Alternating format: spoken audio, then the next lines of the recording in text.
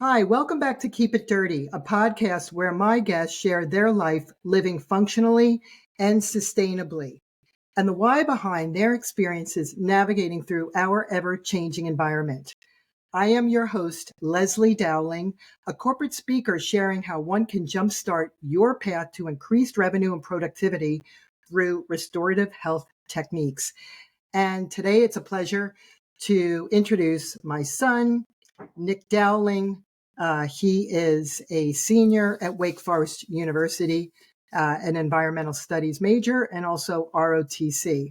So thanks for being here, Nick. Yeah, absolutely. It's great to be here again. So today we're going to talk about a project you are working on. So maybe you could share that. Yeah, so I was doing a little research project for one of my classes, and I think it's a particularly interesting topic. So I'll basically just give a brief rundown of it all. So I grew up going to my grandmother's house all the time, and one of the things that I always remember is that she had a garden, and we would go out and work on the garden throughout times during the summer as well as during the spring. One of the things that we did all the time was weeding. We did so much weeding, and I just remember that sticking out. We did that at her house in Pennsylvania as well as at the beach house in New Jersey. But nonetheless, I wanted to look into and consider why she gardened and maybe where she had developed and learned some of those skills from. So I interviewed my mom here, and she basically explained to me that it goes back to my grandmother's mother. So my great grandmother came from Naples, Italy, and she was a farmer there. And from there, she took the skills and she moved to Brooklyn. Right? Am I right in saying that? Yes, and then Flushing, but Brooklyn, yes. Yep. And then so from there, she had a garden within her small plot of land outside the home that she lived in. And then, basically my experience was very similar to my mother's in that she would go over to her grandmother's house and she would work on the garden. So I thought that was very interesting. And then I began to consider and broaden it. Well, why did they garden, and what were some of the things that were going on during that time? And what I found was that there was during basically World War One, basically early 1900s, around 1910, through the interwar period, all the way up and through World War II, there was something called Victory Gardens, which was a huge push by the War Department, the State Department, U.S. Department of Agriculture, and even the Bureau of Education, basically, because what was going on was a lot of the rations, a lot of the food supply was being transported to areas of need for the troops to actually feed them. And so they're perceived by the government that there would be a shortage on the home front for citizens to actually eat ample food. So what they wanted to do was try and develop an understanding of how to garden within one's plot of land, no matter where they were.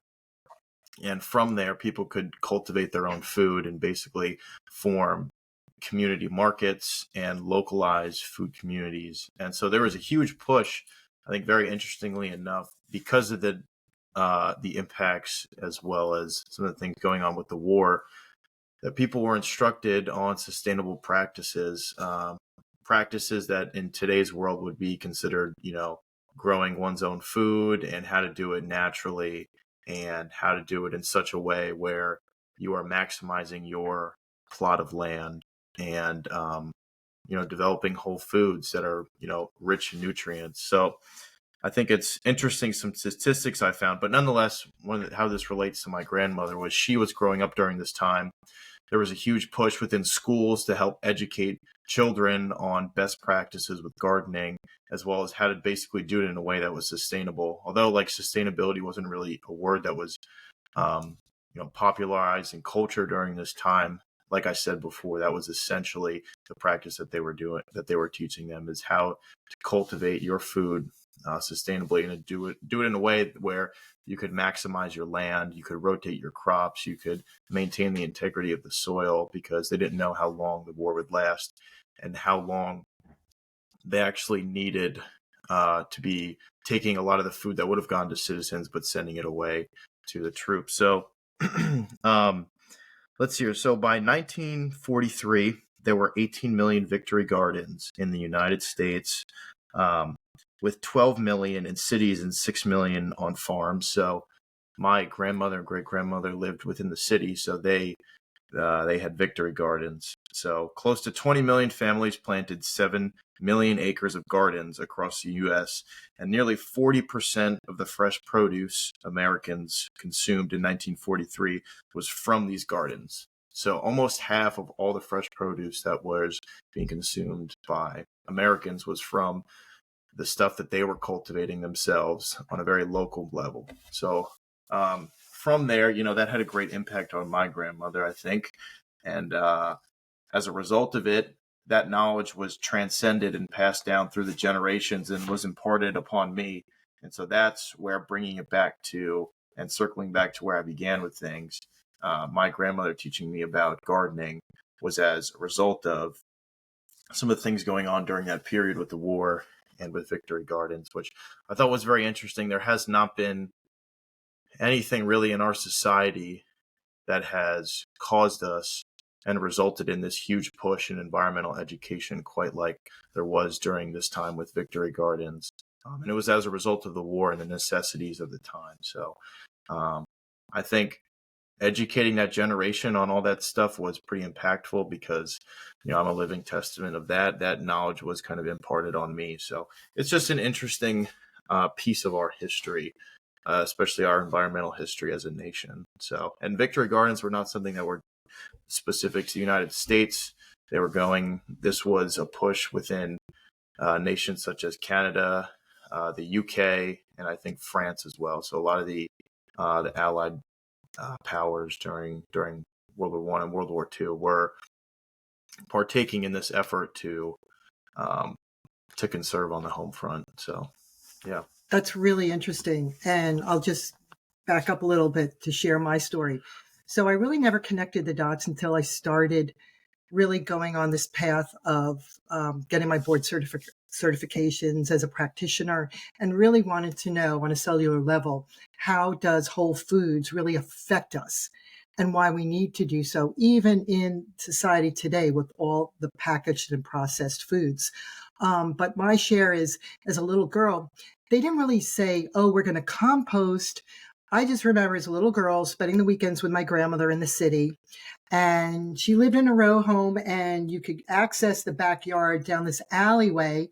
And she had like a strip of land.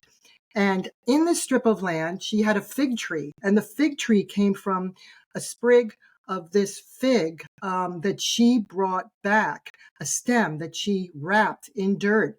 And when she emigrated to this country, to Ellis Island, she was so proud to bring something back from her native country. They lived near Mount Vesuvius, so the soil was very rich. They had donkeys. They would go up and down. They had chestnut trees. So she was always keeping that alive. And it was like as if I was vicariously living through her, because I was fascinated with this. So she would say, take that, the coffee grinds, Leslie, throw it out the back kitchen window it's going to go right onto our garden, our vegetable garden. Throw the eggs out, the eggshells. And I just had a blast. I didn't know why. I thought my grandmother was crazy, but it makes sense. And she instilled in me having the warm water with lemon in the morning, which detoxifies and cleanses your system, and also alkaline. When you look at acidity versus alkalinity, you want to stabilize your body. So I really learned a lot about herbs and remedies, using witch hazel. When you had mosquito bites, she'd put that on. And she really was very impactful as to why I'm so passionate for people to get back to Mother Earth.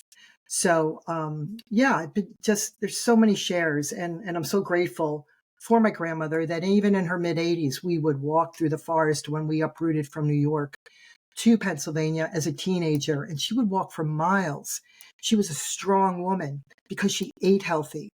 And that's really what I'm trying to do at the Keep It Dirty podcast, for people to empower themselves to really be the hero of your life and start thinking into these things. So I love that, Nick. I was so excited when you called me and you told me you were going to be speaking into the Victory Gardens. I didn't know all the background that you know. And it was a very powerful conversation that we had. Mm-hmm. Yeah, absolutely. It was very interesting. And I mean, so you had talked about, throwing like eggshells as well as coffee grinds into the soil. Now, at the time, composting really was not a term or um, a strategy to farming that was very fleshed out and popular really in mainstream culture. So it's interesting that they were being taught some of the things and they utilized what would be considered in today's society as traditional composting practices. But they were doing that, and especially on those victory gardens, they were using as much of their food scraps as well as drawing from and recycling as many nutrients as they could get within their own garden. So that's just an interesting takeaway. And for everyone out there, I guess, that has gardens, composting is a practice which is super easy and can have a really significant impact on the health of the soil. So, and I remember in high school, you were in environmental studies group. Yeah. And so maybe you could share a little bit. I just remember you telling me, get a big green can and we're going to dump everything, the bananas, everything. And we had that in our backyard for a while. Yeah, we composted a little bit. That was an interesting experience. So it was cool to do for myself. Mm-hmm. So, yeah.